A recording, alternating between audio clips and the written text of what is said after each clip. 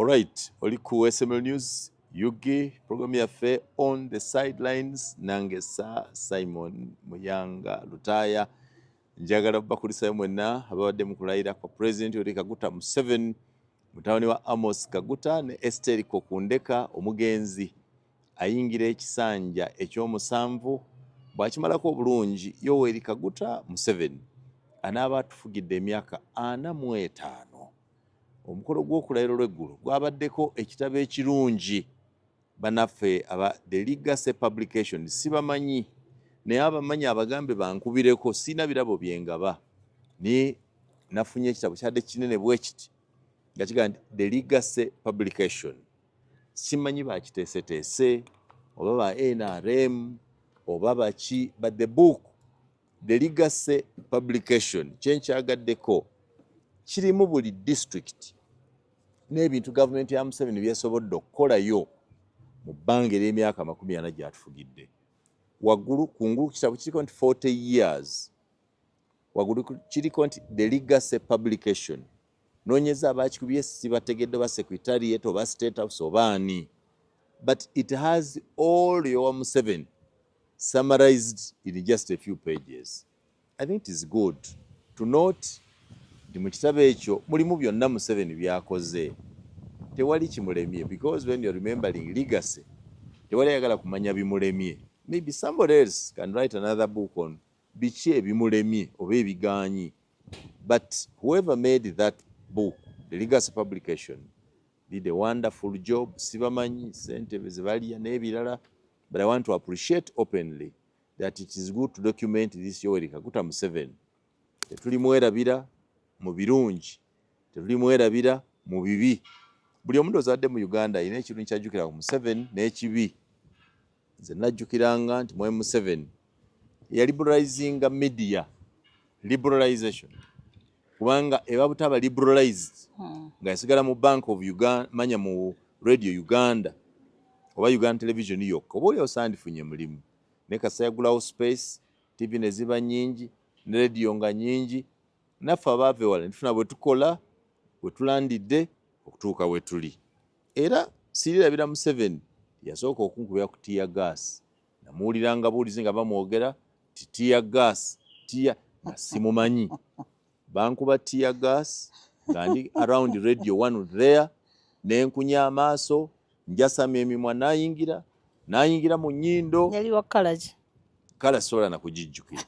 Nempunga nemmanyi kye bayita tear gas. Era bwe mpulira waali kati manyi bwawunya namutegeera nti tear gas. Nsembera wala jjukira nze wa ennyindo ennene. Ebituli bireegufu bulungi. Nasika tear gas. Kale bwe mba njjukira Mwami Museveni ekirungi n'ekibi, kino kye kirungi, ekibi kyekyo. Waliwo n'ebirungi ebirala n'ebibi. Nakisula mu kkomera lwa democracy wa Mwami Museveni. Nali sirinyanko mu kkomera for anything. I went to prison because I participated in an election and lost it, and then went to court. Bansalira simanyi obutasasula ne bansiba. Naye ekyo Museveni kimuli wala. Eyansiba yali mune, that's the democracy gwe yaleeta. Naye kiri ekya tear gas, poliisi gwe yakuba, that purely was Mr. Museveni's government. But because of Museveni and his liberalization of the economy, that liberalized the media, I am also what I am today because of that. Kwe chicho jukira. Of course, nkwanjule nti Pachoto Harriet asimwe. Nkwanjule era. Nyanjula. Pacho ali atakumanyiwa. Ye bayinza okuba tebamanyi. Ani? Nga yazeddi wano. Nga munnanga azze ku mutimbagano oba olwaleero kubanga abadde awulira naye nga takifaako. Kale munnanga azze ku online olwaleero, ono ye Pachoto Harriet asiimwe. Pacho muwala wa Museveni ow'omwaka oguwedde, eyali owa Nuupu emyaka giri emirala, munnamawulire mutendeke, abawereza ku radio, abawereza ku TV, ali ku online. Mukyala muzadde, mukyala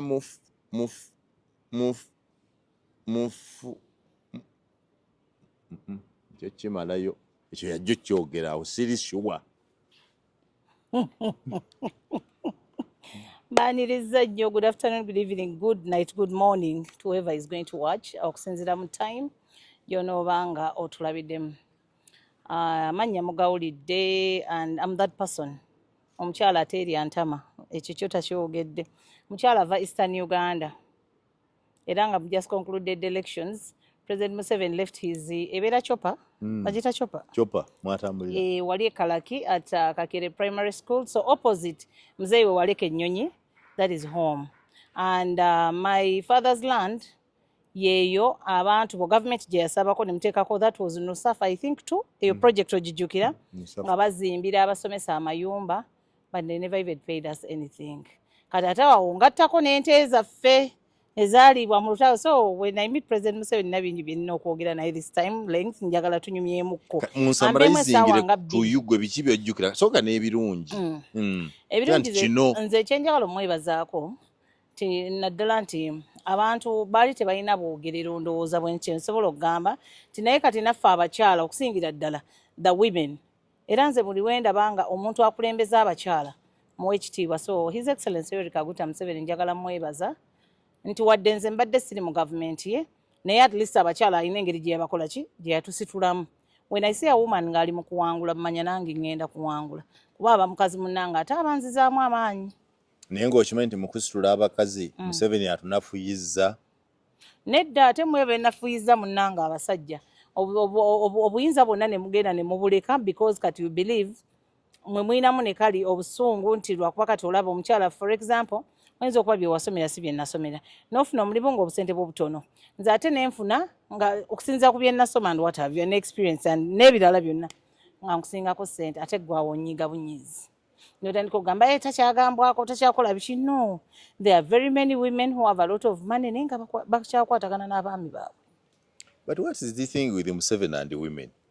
Kiki kyabaagala Kenya? Nedda mwami Museveni ne mutusumbuwa. Abakyala bakozi. Buli wamu ayagalawo omukazi. Anti bakozi.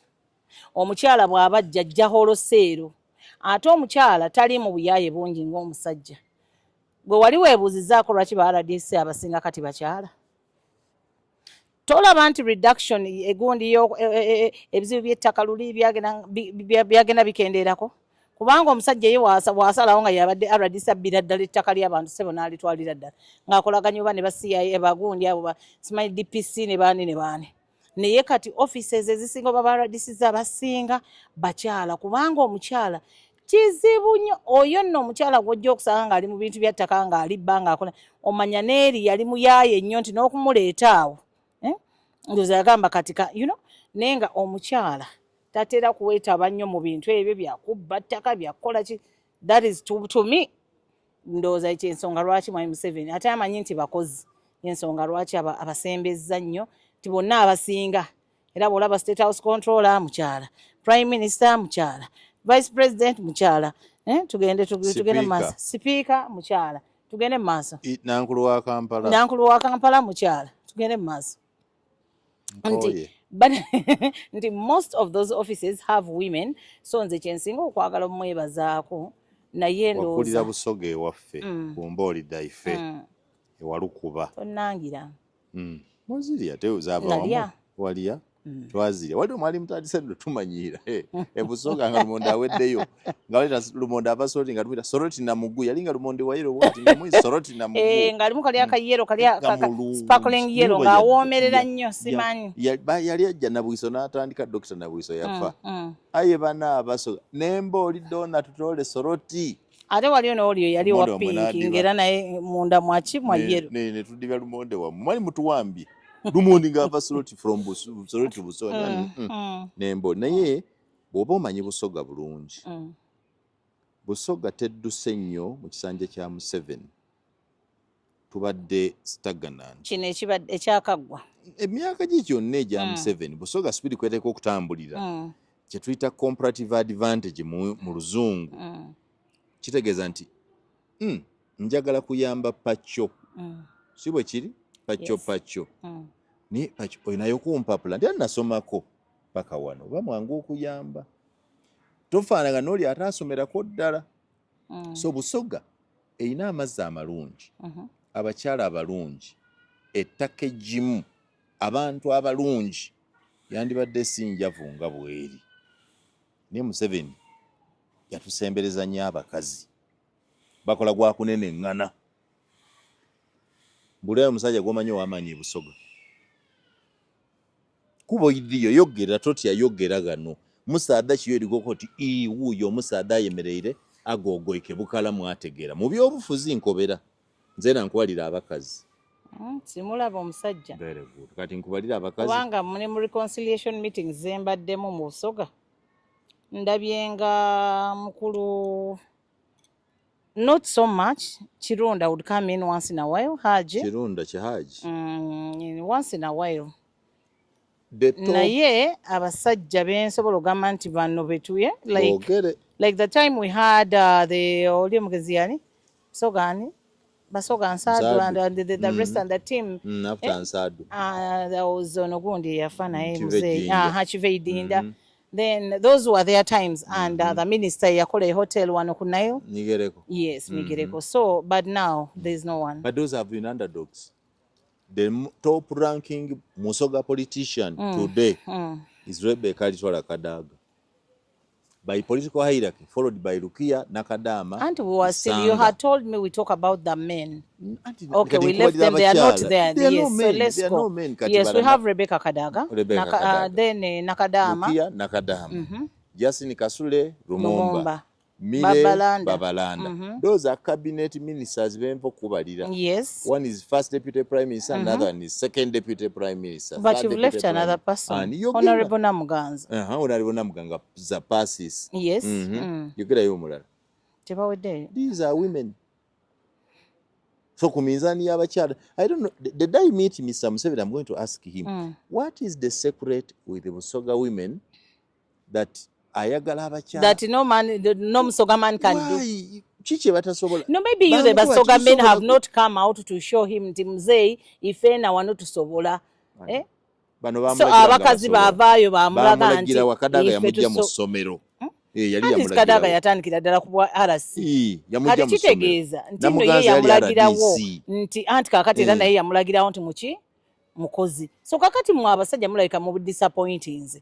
That is why maybe oba sikyo mwetya abasajja abaliyo nga mwetya kati gwevaayo omugambe mwami Museveni kino nsobola kikolera Busoga nganze bwenjagala right now baita Yusufu Ngoma Ngime bayawe Ngoma Ngime kyogereko embala Yusufu Ngoma Ngime Musoga he was our neighbor when we were growing up in Jinja nakola embala abembala ne bamwagala ne bamuwako n'obwala DC embalala bali bamulonze ne kubwempi yegene siwini byanyuma nga bamusiima yes you remember that man yes kugambe twakulire Jinja nga that name is a household name avuganya n'omunankole Ngoma Ngime had been elected member of parliament in Mbarara musajja yaddawa I can't tell sali rudda okimanyi erinnya mbadde like tewali atalimanyi Yusufu Ngoma Ngime there Yusufu Ngoma is a brother of Professor Waswa Balunywa kati ne Balunywa naye bwe yavudde musolo bamusudde yakola ki.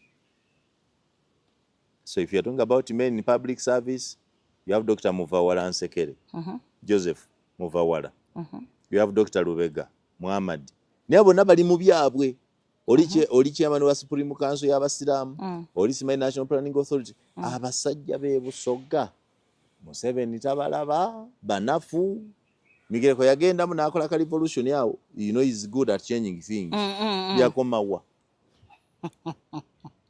So I think ensonga za Busoga really nze nga bwenziraba ebbanga ettono lyembaddeyokko mu byobufuzi naye nga tegye nakulira.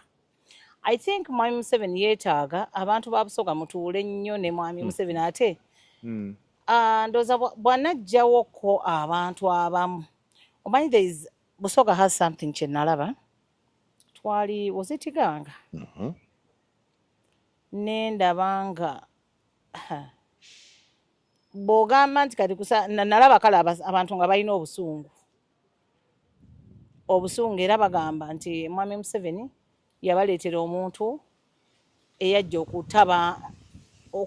okutabangula Busoga ng'omuntu gwe boogerako ye speaker because in those areas twali tuzitambulamu nga tulaba ebigenda mu maaso okimanyi nti nno mukyala Kadaga alina rallies zaataagendako mu Busoga ne speaker alina zaataatuukako ng'abantu bawera eno sayidi ewera tugenda kukuba eri sayidi ewera tugenda kulwana oli naye muzeeyi we yajjewe naka muzeeyi this is my home I am married here wanya muteeso gaali mu luzungu lwe I am married here my husband's home ebikyekera so Abasoga bayagala Anita Among naye nga babuuza ekintu eki kitegeeza ffe tuggwereddeyo ddala tutandike na kweyazika. That was on the issue. What were they meaning bagwereddeyo ddala nti magogo obutalabayo omukazi musoga ne banaleeto mu byobufuzi nti kati ffe abasoga tuggweredda ne Kadaga aliyo naye takyasobola batuleetera Anita. That was all. Others tebalina kibi kye bamanyiiko they were simply saying Bowange kubanga Museveni wayagala abasajja walabye Moses alinga alayira mulabye munnange kati ekyokulayira kiriko obulabye jjo ng'atuuka ekkololo ennaku yankute ne ŋŋamba naye kaakati ono ddala lwaki tatuula wewe baba alina MOU gye baasayininga atuule sente zituule ku akawunti neddala lwaki bakyamukooya kujja ku ofiisi ng'olaba n'amagulu okuvaawo tegakyayiro but I think balina enkolagana yaabwe gye baasayininga nti paka kufa naye yazze ekyamuleese ddala abakufeintingira awo nga bagamba ddala ono minisita osimanyi yani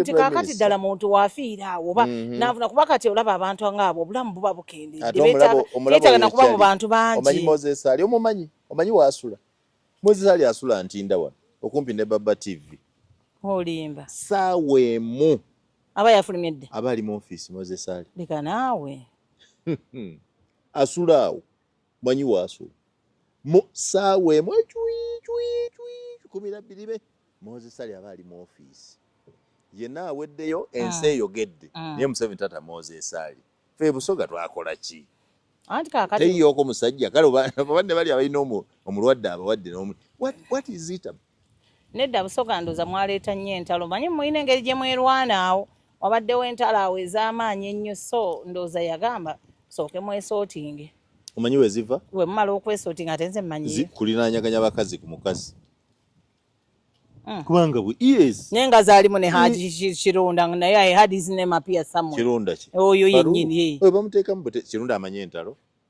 era nange neewunya kuba oyingira ofiisi ya Kirunda atuula bulungi nnyo bwati nakola nakumiitinga nayogera byogera naye kwabo namba manyi tewali andiisa tewali yagenda kuŋŋamba Kirunda is a pure mukozi bewaita kalenzi genda ye yajja kukola kusavinga kola kino kola kiri kola kino kola kiri era bambi nejjinja eyo namulaba reconciliation ng'ageza nnyo okutabaganya abantu be yayita abantu mu maka ge ejjinja okimanyi nti mmanyi yeebugembe Kirunda Faruku yatamira Museveni oba yakola ki kwegandooza Museveni oyo mukozi si munnabyabufuzi anatuuka kwesimbawo but ze waakaholi bw'akwata omulimu gwa Museveni yenawulira ng'aweddeyo nina okukola ebwe bityo ne bwe yali omulwadde bali bakamulongoosa bbanga ki nga ne musanga mu ofiisi naye ng'oba bakamulongoosa mugongo ne ng'aba nange there are some people naye okimanyi nti omwami Museveni abantu abakoze ennyo si be bafunyeemu nnyo mu gavumenti okimanyi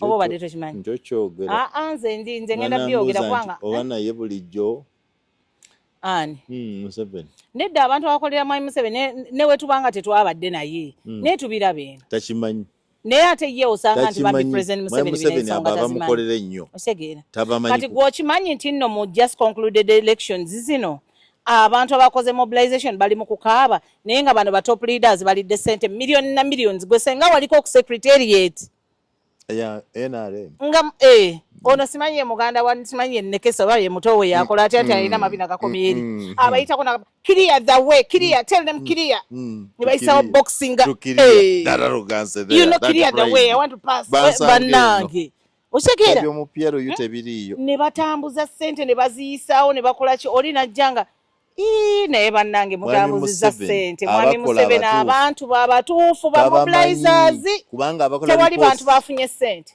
naye nga secretary yo ssente zayitamu omwana nga ndoza ne bwabeera ne mukwano gwe ng'amugambye nzisaalidde lanki ng'amugamba jangu tofuuka Mama Janet. ng'akasente akateekawo. Omanyi Mama Janet? Mama Janet mumanyi.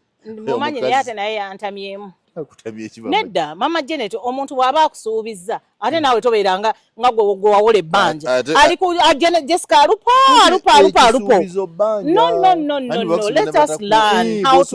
Let us learn how to whatever. Kati nange mwami Museveni mubanja kati nkolenda naye obanjiza otya.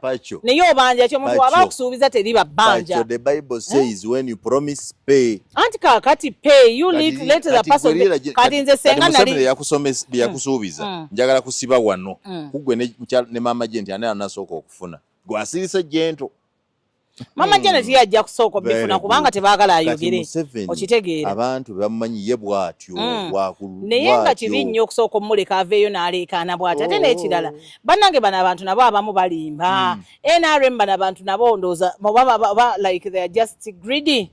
Omukyalo oyo ng'atambula nga bamuwono wa milioni bilioni wa 10 ono wa mmeka ono wa bilioni wa mmeka eyakaaba entuyo ne zimuva yenna amalusu ne gamuva engeregeze busajja bali bamuyitaani oyo werubaga majembere omujjukira ambira nga akaaba amabizi yenna abimba ejjovu amagundi gava muno omanyi majembere waali kati mumanyi office gyalimu kugambye agenda ne wannekesa n'afuluma nga ebisaawo bino bikoze bwebi ate ye wajja takonkona sebo wali ewalinda ayitawo bwisi n'avaayo nga ebisaawo bikoze naye mu abaatudde ng'abeenaare mu bambe manyi omusajja yakanenga nababina nti musajja ono nga kisajja kikaaba kyonna kitere naye musajja munene ate be bali mu kulya ssente z'abantu bagenda ne balimbawo president PDM nagenda mu office yawo babadde PDM nkunyumiza ngenze mu office y'amajembera awo nali ngenze kola kyambuuza nali nonye katabani kange kano katabani ka mirundi kayina ensonga ka junior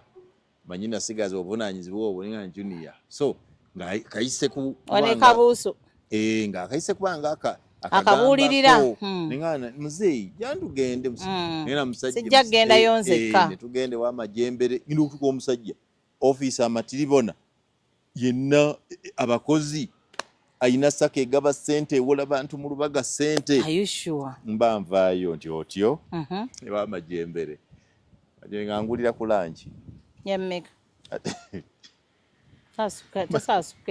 nedda sebo majembere yampa ekikutiya ky'ebinusu ogenda balabalamu nga 216 netwala yakwejjako yakusimba ebinusu nanga nti muyanga ezo ssente za Uganda genda nanga nti owanga ati nenkwata ebinusu nga wabibalira nnaku mmeka nabibalira nnaku mmeka nabikwata nali ngenda nno Ntebe nesebagenda nabyentebe nenva entebe nezirewange ekisaasi nempita abaana bawalabaye nebaga nti you come to that money neneebaka otwo twantola nga babala bapanga binusu nozuukuka enkeera nga bakyali ku binusu abaana bamala ennaku nnya sente naga daddy the money was 60,000 yali mitola 16 majembere gye yabira namugamba nga sebo neyanziza munaye kwebale kya misana wajjemu mmeka onze ebitwala 16 naye ebinusu byali bingi bwe bitegesi bya 10 naye kyenjagala okulaga nti oyo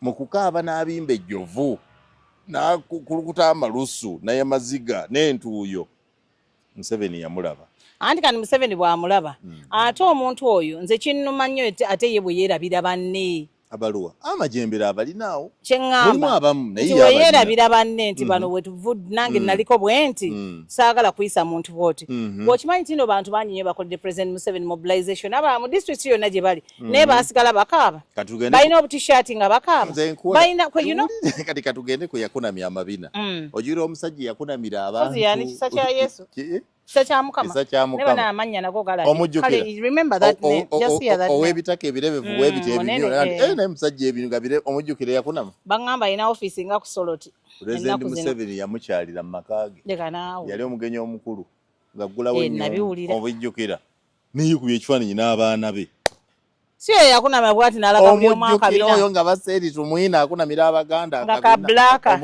kali keeru kali kabulaaka layini ze ezaalimu anti yalina mugundi babiyita biki bino ebisalaasala muno Mugaba ye yali ebya brown bye wali olaba bana Mugaba Mugaba is there for everyone who is so long as skin expanding leero kisa kya Mukama is a senior presidential advisor on service delivery. Kakati Alina office okumpi n'eya Bujingo ku Soroti. bamuŋŋamba naye. Era eriko State House Unit of Service Are you Delivery. sure?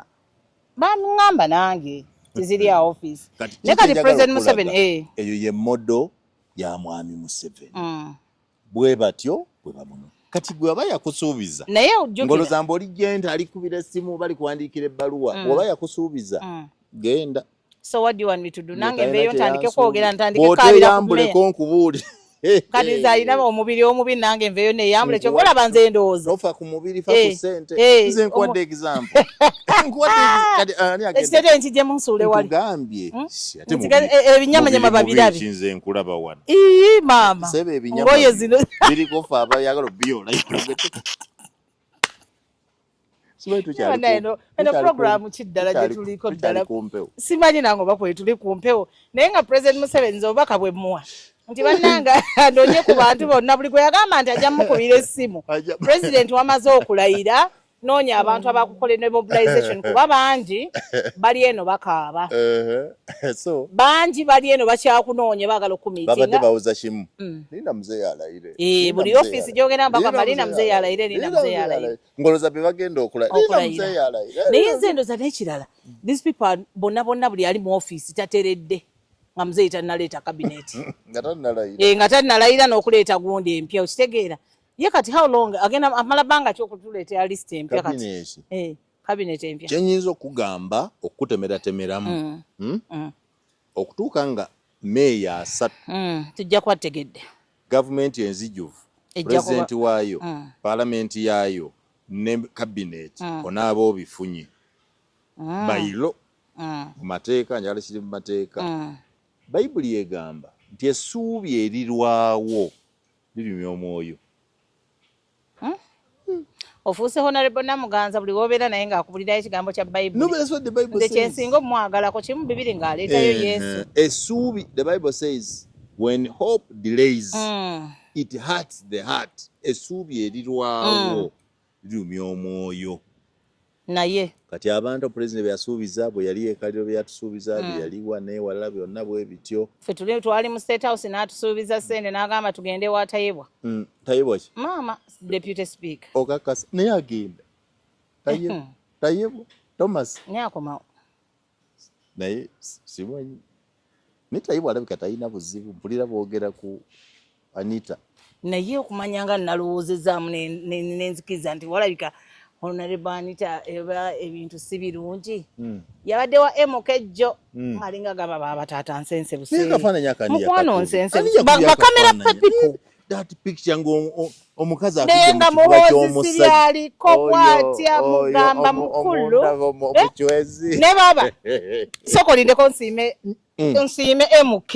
Taata wanyumye. Siima designer. Ani yatunze engoye ezo. Ne baba ayinamu eri entambula erumya. Taata munnange wanyumye. MK wanyumye. Omwana wa Museveni yalama waliwo muno kyakusinza. Naye gwe nkubulire tulaba nti abasajja tulwawo ku admiring men ne bano be bayita Hank. Kyogere. Nzinza ntitene mu Hank ngambe Hanks. Mwala wa Sam Kuteesa yamufumbira eka. Ate nze binkwatako kati tuyogereko ekintu nga kirungi. Otya. Nti mulungi yanyumye. Ate wensimisa maaso nze nina amaanyi agamutuukako. Kati nze pakyo muhoozi anjagaza ki ddala. Tuzakuka ku muhoozi. Anjagaza ki? Okakasa. Nkwesimu ya Kabanda. Daudi Kabanda. Nze ntuukeyo nkoleyo kimukwano.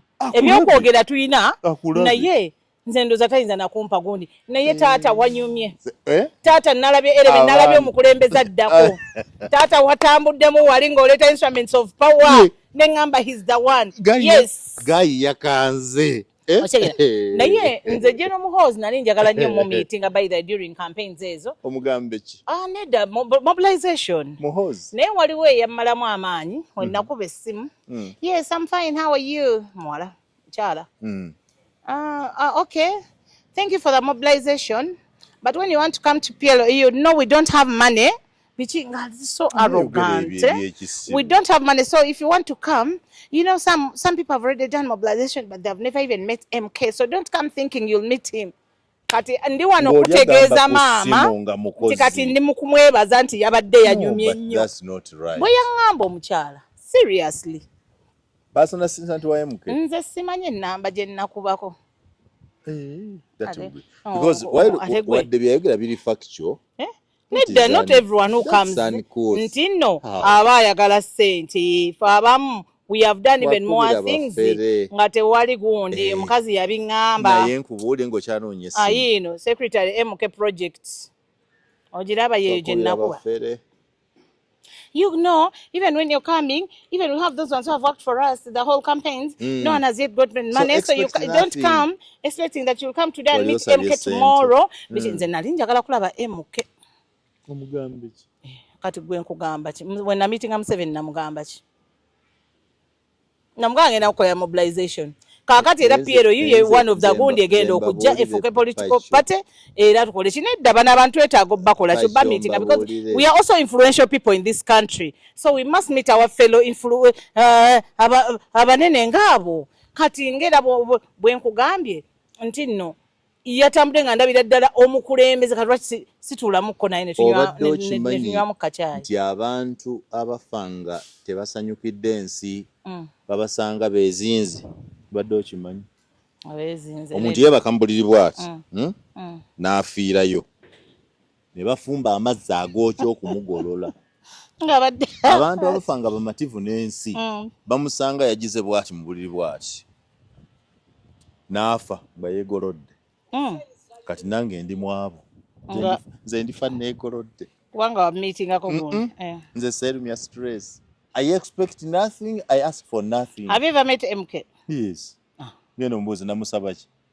No, bane gamba buli ebintu ebintu si byakusaba. Bana abantu bano buli bakula naye abantu balowooza buli wetusemberera abantu bano twagala kulya. Ate ekisinga nze okunnumya kale n'okumpa nze essuubi erya tomorrow is abasinga obungi ebyokukola mu offices ezo tebabimanyi bwe bakutegeera ne gundi yo kaliba yo the kind of person who has called bagaha acha jandiewo muyanga lutaya je bamuwewo muri mukubanze wano bajja kulaba nga ndi gundi ochegeera so kati nze mba nsigala mu ekisuubi nti ne bwobonzigaliddewo kati tomorrow nja kubeera ne olujintuukewo ochegeera lengera omwana wa mzee Mozi yakoze. We.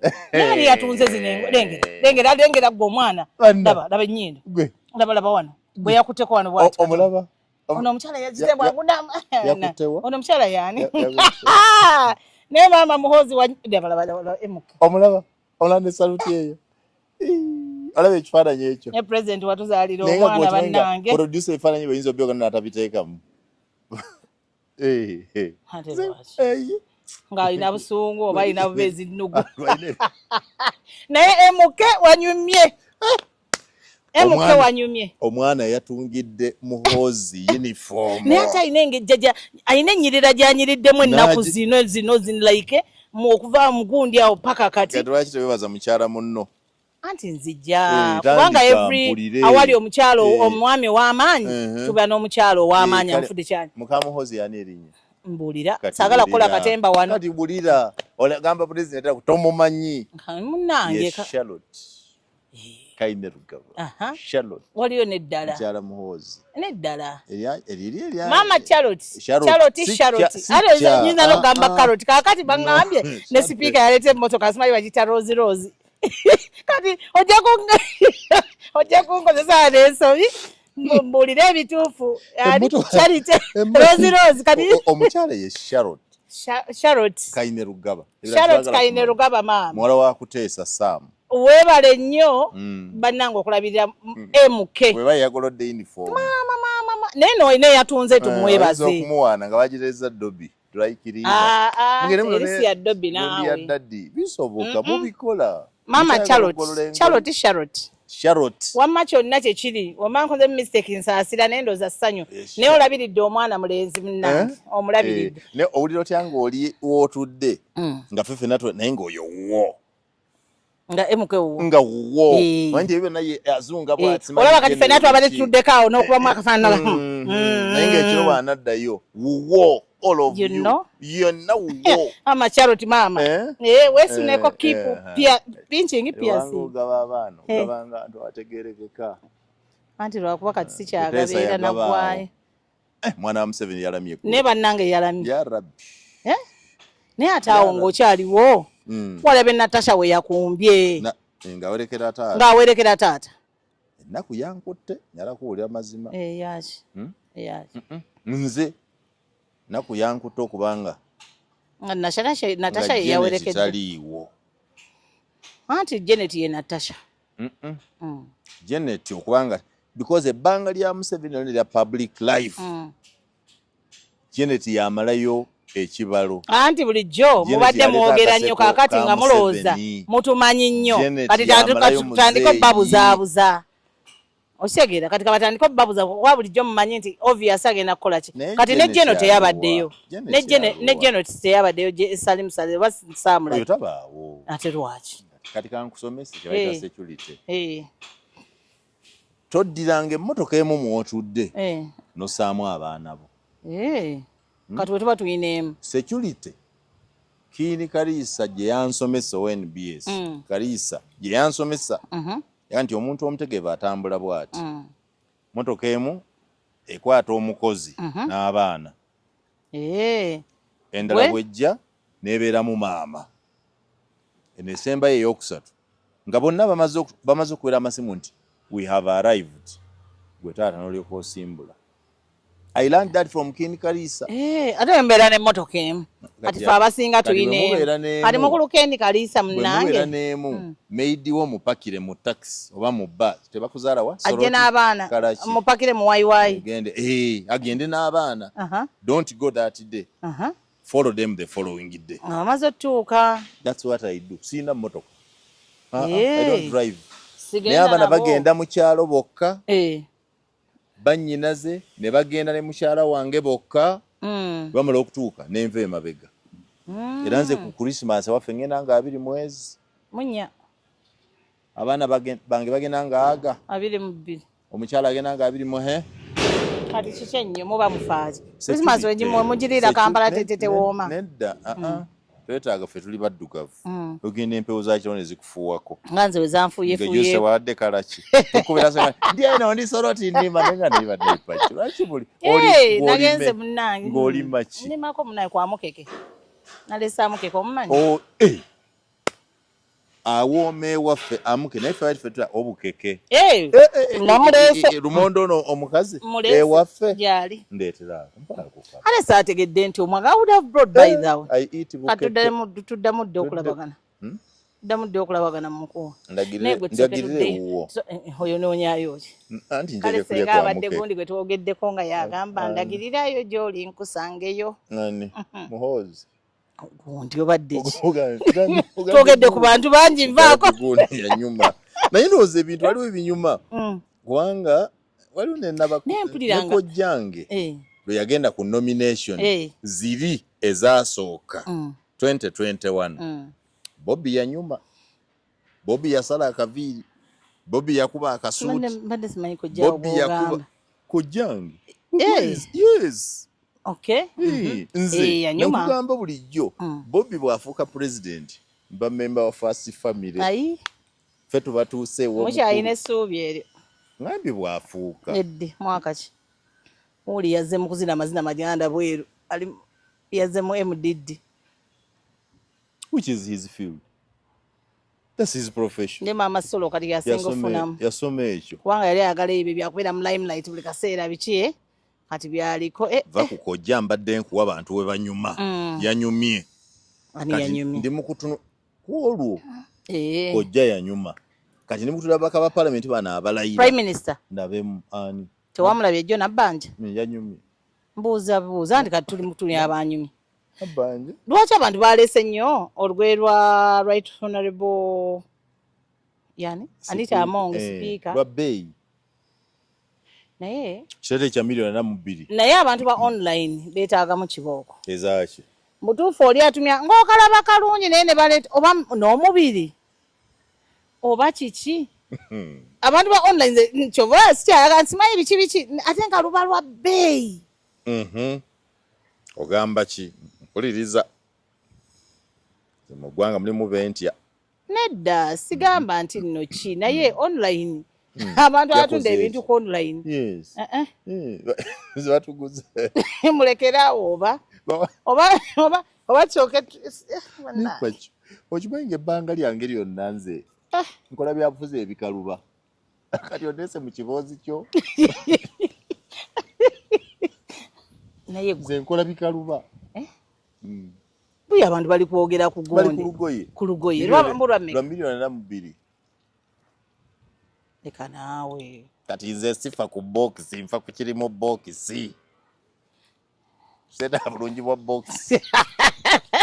naye gwe sooka Nze bwe oli mantunula mbala kirimo box. naye wali eri we lwalabise nga lwalabise ng'olwa ddondolo tolaba ndi abazungu awo batubbira aba online batubba Nedda nze batubba nga mu butuufu olugoye n'akulimba mbu shipping yabwere simanyi biki nalabye nga oluli olwa bulijjo nange kye ŋŋamba naye ng'embulu abantu omanyi bannayuganda bajubisa kati omanyi bajubisizza nti Rose simanyi gye yaleeta simanyi ekola bitya simanyi Rose si Rose anti nze kubuulira kati mbadde nkyali ku Rose sinnamufunako byonna bye njagala like I'm trying to research and biti naye ne research yange ekyandemye oba nteeka mumanya mafuzi simanyi motoka nkazi bagita Rolls Royce emmotoka eyo sinampya nno nti yajjo Uganda nedda bameka bagiyina emmotoka Kabaka Muteesa gye yavuga eyo Kabaka Muteesa gye yavuga era okumanya yakitiibwa ne bwe yafa baagiteeka mu mujaamu kati eyo gye yajjeeyo eyo yaguzeyo endala eri original Rolls Royce yali emmotoka esinga okuba ekitiibwa mu biseera ebyo baagireka wano bw'ogenda ogira gye yavuga nti emmotoka Muteesa mwe yatambulira kati erimu bukya Muteesa afa tewali munnayuganda Mungu ye yagizizza okugissa ku katale kati nze bulijjo nali mmanyi nze omanyi ffe twava wala ewaffe mu kyalo we came from a very humble gondi naye nalabyeko ne MK ng'agamba naye tagirabangako abadde awulira mbuto abadde n'emyaka gino koza ine emeka teyagituulamu n'agamba mbu emyaka gino gyonna naye takoze eki 52 years kati bannange kubanga bava mu famire enjavu leka naawe nga the father has been a president all these years lwaki nga tafuna Rose manyanga Rose background Museveni yatugamba nti bwe yalwalanga ekifuba ng'alwadde koofu nnyina yagaayanga taba n'amuwanda mu kamwa n'amugamba mmira okujjanjaba ekifuba taba yes this is written in Museveni's own book anti ye nga ye naye abaana be kakati gweoyagala kuŋŋamba nti abaana bo bebyo bayitamu bye bayitamu nze nalabanga TV ku muliraano naye kati TV gyensooka okusasula ewaka kati muhoozi tasobola kulooza ku Rolls Royce olw'ebackground ya kitaawe omwana yeegomba kye yalabako okitegedde kati yeegomba kati Kabaka bw'atula mu Rolls Royce oyinza okwewuunya nga kitaawe gye yaleka tovuga naye era nsobola okwewuunya kuba neebuuza kati muhoozi background yaabwe yeye emmotoka ezo gye yazze nayo wagirabyeyo ennene V8 ezo zibeera V8 esi V10 oba 9 simanyi ya muhoozi yina okujjako okuwera ya muhoozi ye ntono nemwe mwogera ya muhoozi walaba emmotoka gye yajjeze nayo kanji kunonyeze ku mukutu wagirayo bwe wefaanana that army thing you think that was cheap emmotoka mbu ya 3.5 billion kuba gwe tozirina don't compare your poverty to other people lindako anti kakati ate tonnangira nnyo kubanga ezo sente za mwi wa musolo sikulangira si za mwi wa musolo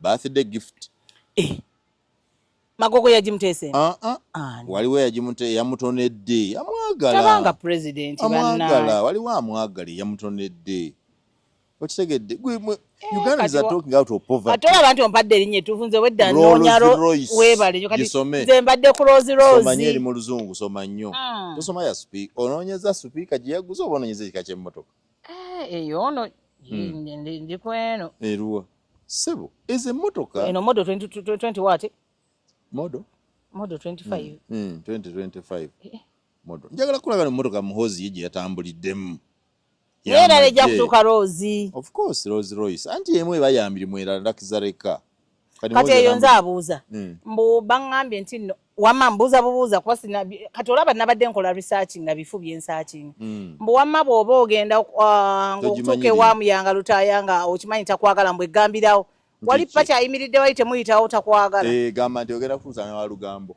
motoka eyogera eyo Rolls Royce kati yantamu nganti naye okimanyi nti ayinza oggiwa Mwami Magogo kugimuwa Magogo manyifu abakyala abateeso nga twakwagadde mbuulira yagalako ku muteeso Kandika olabe Vanessa. naye mpulira ennaku zo njagala gwa mukwano fuye ekintu kingamba pakirokolinde nyumiza abateese kantegera omukazi omuteeso nga yakwagadde mbuuza Magogo mpozi nga naye Magogo byonna mbimanyi Anita abimulaze kozi yenno omukwano olaba ng'alabika mukwano mwereere omuteeso kati don't be surprised nga ku makya akedde ku makya n'agamba I have given it to my lovely husband my Haji Mr. Magogo tata wa my twins salongo wange nsanzewo omuteeso mbulira nga musanga omuteeso kandi kati abalala mujja kugiramu n'abafere agambe muteeso nga si muteeso gw'oli muteeso nnyo original noonya bateeso toseka toseka buuza nsamusizza naye bateeso mu bintu naye kakati okumanya ka bannayuganda balina obudde kati olugwe lwaleero ddo tebalulabye naye leero she was smartest nonze kiri kyogambye kye engoye ezabika nga za bbeeyi nnyo ate ffe mu ndabika kati olabye waffe ebulamogi olugoye banyi bwe baluyita yayambadde kombine ate babeere legeza siregeza kombine eyani yamuhozi eyani tamongo abalamogi omukali yazwaire tolaba obadde n'olulimi olwerabidde nze yazwaire kombine eyakala ya yero anti bagenda kukala kombine kitegeeza nti ekiri waggulu n'ekiri wansi bifaanagana simple okay ebisiga tetwagala kumanya naye kombine yazwaire kombine yena nanyuma ngeriko ekimuli ekisa hano yena wano Magogo yamutambuliraku ngoma kugambuli kumpi hano kwiniko naye kaisibwa divina kwiniko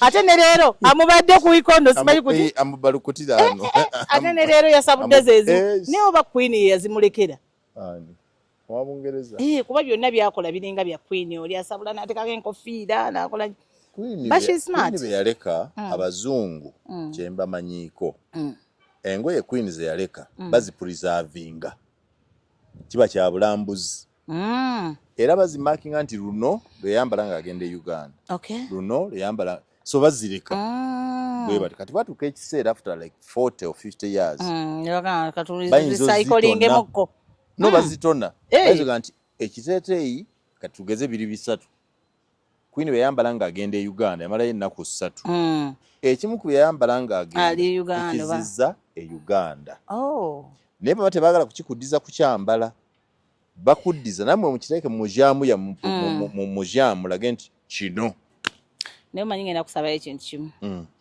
twalaako ndabe emmotoka eyo eruwa mu mujaamu ya Rolls Royce eyamuteesa tugenda wakati ya speaker sisobola gituukako era ya speaker sisobola gituukako sana olaba kati oli omukazi yali ayitawo ewakaawo nga tabawadde space n'akuba eggundi kakati nze naagezaako ntya omukazi yafa baakuba mukube munnange ndeka muyanga nange simanyi nawulira sasi tu ku hariya ye yafa mukazi gwe bakubira wa speaker yafa munnange baaga abali bamuyodde ng'embeera sinonyi n'atwalibwa mu ddwaliro naye yawona njagala kusaba simanyi safollowing up kubanga ninga tonnabuuza olaba mmwe muba bakambwe bwe mutyo nga muli wala naye singa mwe Museveni singa temwatutta dda waliwo abantu benda bano nga balina obuyinza n'enkozesa yaabwo ne banjagaza Museveni nze njagala kwogerako eri abantu abo abeefuula ba escort b'abanene ne bakola ebintu in the name of kukola nti lwakubanga adinga munene bagobera ku mpisa ya munene kubanga kaakati for example fe abakyala tutintima tulinamu entya gye tutyamu naddala nga kati gwe teebereze wa sipiika omanyiiwo nze have passed there not twice not 3 times ndoze emirundi nga 12 nange si mingi naye mu maaso awo waliwo potholes eyo awo maaso awo ndabawo wali potholes somewhere there tebazikola zo simanyi oba bazikola batebannaba ziri awo kaakati bambi omukazi nange envudde eno nga simanyi nti nammwe mugenda kujja oba muze munsanze mulayini nga nankola bannange nkole nti akakuba ako okalaba kafunda Nenga bakuba essasi. Bakuba essasi waliwo n'omusaayi ogwayiikawo. Mukazi nga ali married. Kati ekintu we bakikola bwe batyo. Nga bakisirikidde. We mujja n'amaanyi amangi nnyo ng'omukazi ntya. Kazi yatya. Kati nze kankuwa incident. When Mr. Sekandi was still the vice president, nali ngenda kulaba mwana wange. Very humble servant with damu erinnya Seka. Sekandi. Edward Kiwanuka Sekandi.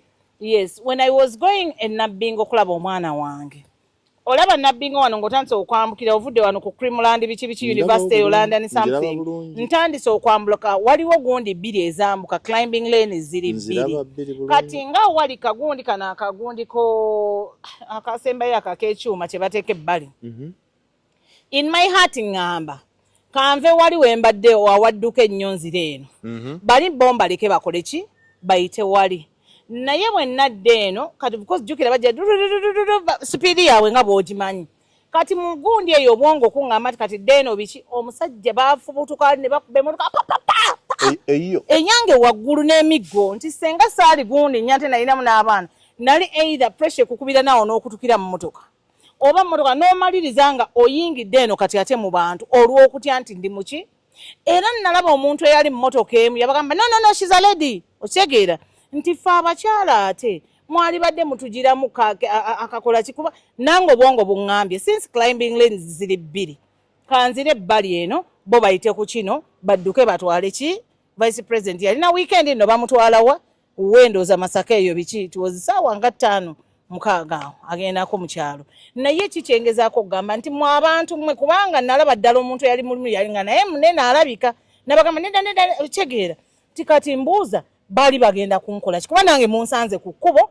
nange nsasula license ngula amafuta nkola biki bannange bino ebintu tutegeeragane naye njagala kubuulira nti abantu abakuuma sipiika balina empisa mbi mbuuza lwaki weesiga ki nedda kambyogere siina kye neesiga Mukama Katonda omanyi nga sipiika mumanyi nedda gwe n'omumanya nange yammanyi nze itizoke nange byafaayo byange naye nze simanyi but what jjukira I know byankolako mu mwaka guli nze simanyi naye what I'm trying to say is no she should also know about her people twali Kyankwanzi mu rale ya muzeeyi ekyankwanzi omanyi kye bakola first national vice chairman Haji Moses Kigongo omanyi security bye yakola n'abo abavuzi be kyova olaba nkugambye bali bad mannered bayige nabo okumanya nti no waliyo people who are supposed to be on the road baleme kutunulira mukama waabwe yekka nti ye muntu kubanga yabasasula abawa byonna byabawadde it is okay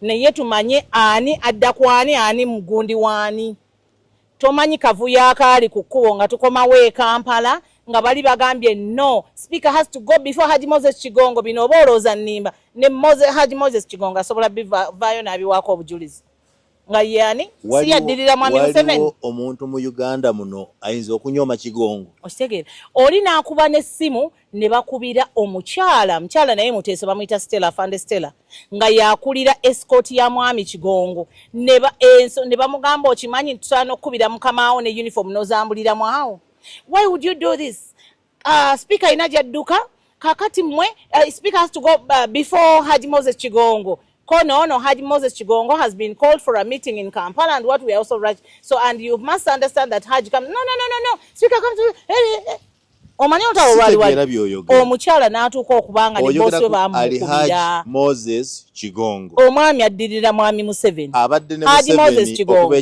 atuula emaya bwenjogerako owa Mosakot mmotoka ne zibula n'okwetomera owabali yaleeta ku yono noono yali avuga eno omanyi ekyali kukuba Ekyankwanzi mwabaali ku kkubo mukijjukira abaakiraba nammwe byennyumyako Haji Moses Kigongo senga omufuna mu time asobola kunyumiza ekyali Haji Moses Kigongo mu Uganda mulimu omuntu ali mwenale mwanyoma Kigongo nze ndikuwadde kati we nalaba abo nga bakubya nenga I am not surprised olaba bakikoya Haji Moses waliyo ne yabuuza arrogantly who is Kigongo why you now not can't happen nze nkubuulidde now who is Kigongo nengamba labano ne teso arrogance oba akyoli arrogance kuba yali beeyo nengamba omusiru kyona abuuza who is Kigongo okitegeera nti those men of hers bali so arrogant bwe batambula n'ebimotoka nga kuliko ebidomola by'amafuta kati in case anything happens. Are you serious about this story? Nkugamba nkubuulidde byali Kyankwanzi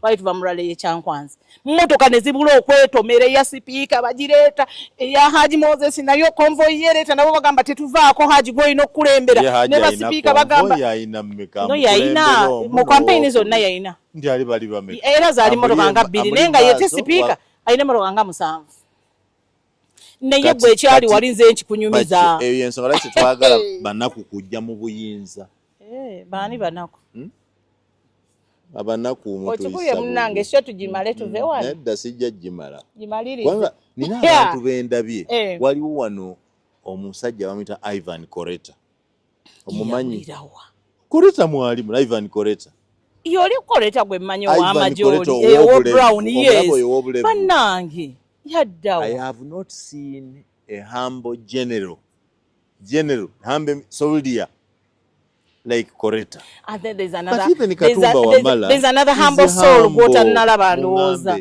bannange humble soul nabo katubogereko mu bamanyi abeiso mumbulire atuula Bugoloobi bamuyita saagala kusuula mayinja simanyo bajjeno mukulu Lwakitarata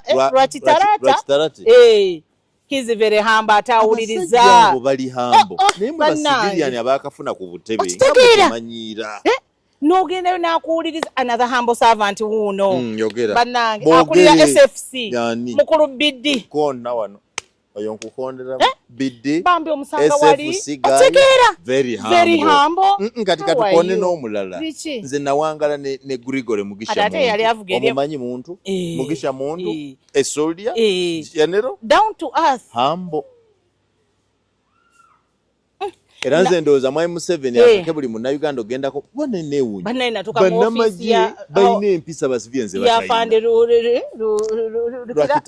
Lwakitarate ebyo bwebityo nga wali abantu bannayuganda ebweru abamulinze naye nze when I got his contact the first day humble yayogera nange bulungi nagamba my offices ya era nayo namukubira kati mbuze no you take this one era when natuukayo I didn't even kutuula for 5 minutes simanyi kubanga ndotuka ku General Biddi oh dear how are you kati kankunyumiza ekisembayo mba nfuluma mu Kingdom office yange awo Kampala Kingdom nsisinkana ne Ruhakana Rugunda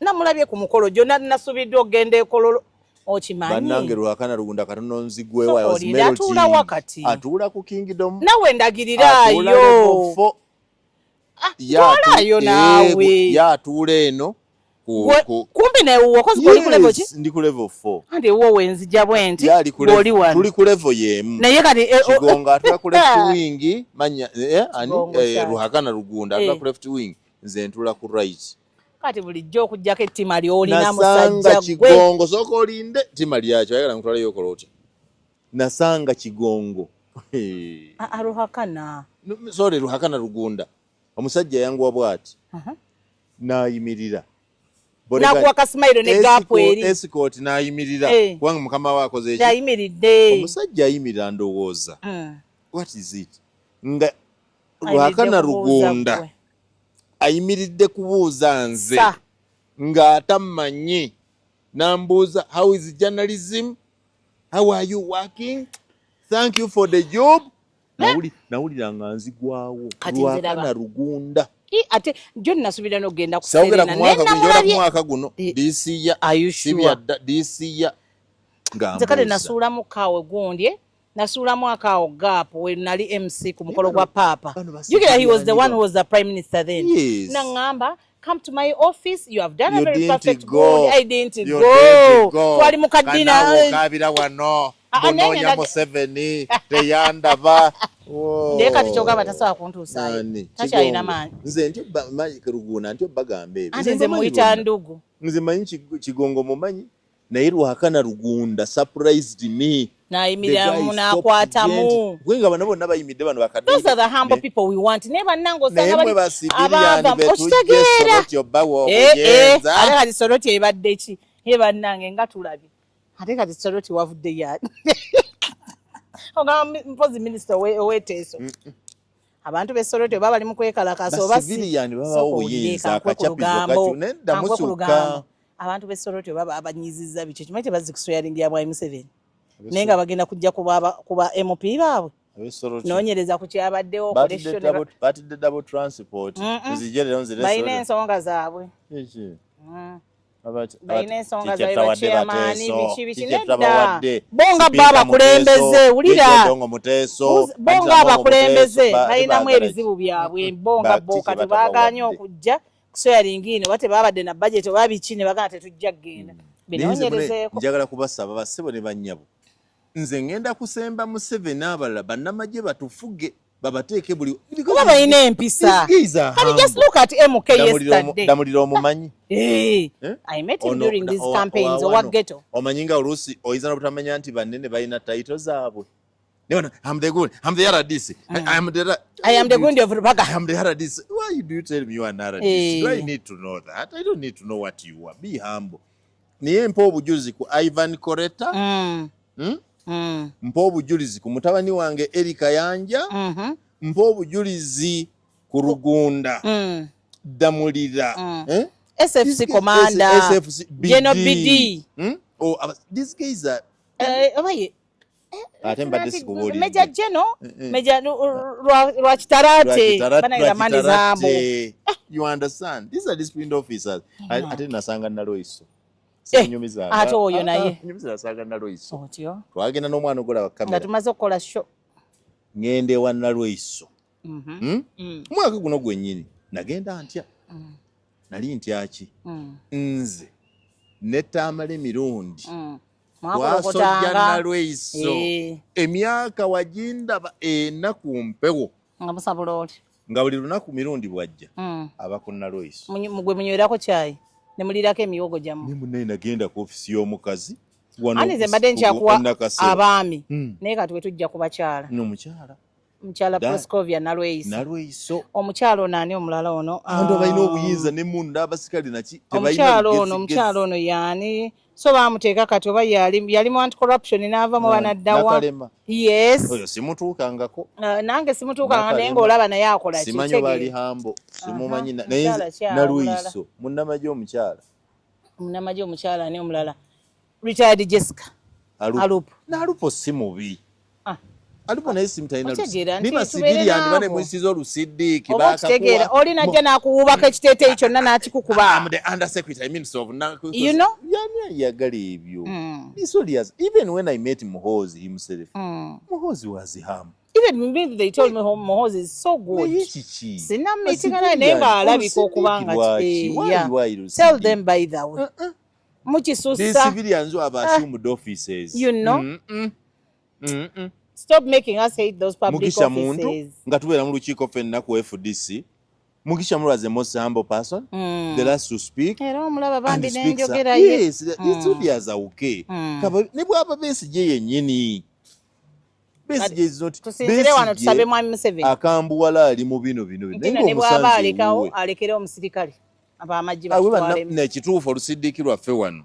Beetaaga munnamagye mulala. Imagine nga civilian yatukuttemu batwadde civilian ng'oyo gwe mwali naye ogambye ekyegegwa mwaliwo ekyankwanzi wabula oyo baaba gwomanyi emyaka nze gyenvuganyiza Museveni kale kangaye kuvuma 25 years of opposing Yoweri Kaguta Museveni kukolokota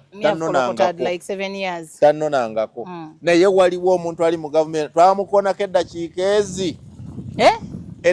ezi ng'amasimu gatuzira ku UCC nga batwadde suspension batugobye dda naye nga kyetwayogera n'olwaleero ebintu ebituufu bye balina okuwuliriza lwakubanga wano balowooza buli wayogera amazima abeera asasuddwa nagamba ekigambo kino kanija kiddamu nali kumpewo nga paalamenti etudde ku Baba TV naye naye paalamenti ku byonna bye mulabye okukola mulabye nga olunaku muteekwa otumalira obudde ku Namuganza nti paalamenti yonna etudde tusensa Namuganza nemaliza n'ebigambo bino mbyogera kati ekisanja kiweddeko ne nti ate Museveni gwe mmanyi paalamenti ezaga nti egobye Namuganza Museveni kubanga akimanyi nti kasaamala gagoba Namuganza kubanga paalamenti etudde obuwagizi bweri buli gwe munakyawa nga mutuula nga mukola ki nga musensaringa nga mugamba ono tetumwagala batugoba ku TV eh UCC yalagira ne batugoba ku mpewo olwekyo Museveni yagoba Namuganza tamaze ekisanga ne yakolanga sports gwe nawulira mbo mukyala bayo fifi pichi pink oyo mbu naye ku UBC mye mulimu ebyo bwebityo ebyo byonna bireetawo fear mu bantu mutuleme kwogera but we are telling you the truth and you people mukyuseemu zembabuulira civilians offices ze babawa offices yes just know that today you're there and tomorrow you know nze Muyanga Lutaaya okumpa kati obwa minisita kinyongerako ki mmere gye nsinga okuwoomera matooke nsujju lumonde nedda nguwa gye nsinga nsujju kalo matooke so yikyogenda kukyusa nti atodde ku piraawo mbulwakwa nafuusa byenja okulya mpama omulundi gumu olunaku mpama ku makya kubuuli because what changed yes bwe mba ngenda okunaaba ku makya nze naaba ndwa mu kiyigo neekolako byonna eddakiika ze naabira kwe kunaaba kwe kusenya kwe kupama mala ate saawa nga kubira essimu nga tokyagikwata ogayanjagazaaki olwakisikwata simu tolaba bino kati twogera n'ekiro ne twekubira wonna we twagalira nze ndaba abasajja abagagga balina muno ssente tebalina mampaati juzi nali ewa Hamu wali juzi njagala muguza amatafaali nayimirira mu katishaati ko butishaati bwe bwayambala buno bwa white obuliko HM bukyoba mujinanga Muyanga nedda konze nungulirako etafaali no biki ne tuvaawo tayina lugezigezi abalina obusente obutono bano abatayina ate kati osaba nti oyagala genda mulaba Hamu mama wandiika ate noonya gundi fuulu simanyi biki yakutwalayo nti ate gundi mbowandiika okubalaba owandiika oba noonya bali wana shotewedde nedda obegwe naye ba civilian bali mu buyinza ate olesi kintu batumanyiira bakumanyiira you understand ate nga when they want your service they will bow down biki naye mumanyiira nnyo omanyiga bajja n'ongwerako bwati muntu yaga nti omanyinga oyo general webale nnyo naye bano basa amde gondi of gondi amde nali ku speaker apartment saa amde gondi mama nenda baba gundi nga batudde ne ngamba nga batudde ne ba escort balina gye bali eri bali mu mboozi zaabwe era nga ne bw'otuukayo ngamba lwaki simenya ba bodyguard ba bodyguard beeyisanga mukama waabwe batega nti mukama waffe ono tayaga you know Katumba Wamala omumanyi Katumba Wamala simanyi kye bagamba nabuuza nga abantu bakubya amasasi Katumba Wamala nembuuza nti kati what is it buli omu yali abuuza nange nakibuuza ne ngamba naye ono omusajja omusirisa atalumba tina kintu kyonna buzibu ki bwayina bakyo waliwo abantu bakwezigana nti ekyo bamugamba nti Muyanga ekyo teyakikoze waliwo omuntu yamanyiira wano yali ani yamanyira ku mikutu okwo zali basajja mivule yagenda namanyira ku mikutu okwo nayogera ebigambo ebyo nawulina nga ntoddamu abantu bakuba basajja mivule ku mikutu nga nti sebo bweba point of trust tetuyinza ate gwe kwesiga Muyanga ebyo nedda waliwo that social capital ng'abantu bakuweera obujulizi nti oyo si ye Muyanga gwe mwogerako omanyi ebibuuzo byenziramu kati Muyanga wagenda kola ki mwenaale why are you there mbabuuza lwaki mbanga nedda tetusuubira nga byewayogeranga nga bikuluma byaggwaawo nina okwennyonnyolako buli kiseera because abantu balowooza nti value zange maybe n'ez'abantu abali mwenda tezikwatagana naye ate value zange zikwatana n'eza Museveni naye bano abatuli wansi bano batulwanisa tebaagala tumutuukenga naye luliba olwo tujja mutuukako ate balabe nga tumutuuseeko ate nga tukoze ebintu binene nnyo nalweiso n'atankaluza kundaba nalweiso nga tankaluza kundaba ne munkaluza mukubanja kulaba tayebwa Ochegera. You can't make an appointment. You write it, you bring here at the gate, then it will go inside, then you come back, and then you... Chigonga ntula wonzija n'omusanga. Alino nga nti nonya speaker. Genda tulikubira. You go back, we shall go. Naye gwe. Eri omuntu ali so down to earth nga Haji Moses Chigonga. You understand? These are people you know. Chigonga. Haji Moses Chigonga. Ye muntu ne gwogamba kati nze namugamba. Namugamba nga olweggulo luno ne mugamba Haji omanyi. Gankunyumize. Nina abantu aba leaders abagala meeting His Excellency Yoweri Kaguta Museveni. Kati kino nze bwengenda abantu bano. Ate bonna bagala mu mobilizing naga okakasa obalina. Esimu yali eti yadde ebbali nangamba tonimba mwana wange nze maze okukubira badde ebbali ne bwakanga oteboogera nga wetuli baba bategeeza ki baboogera byabwe naawe olina amasimu go g'okuba nga naffe tetukola mweri offisi gye twali tebagamba musooke mudde wali atone genero omumanyi deputy yakubira tayebwa Muyanga ali wano ayagala kukulaba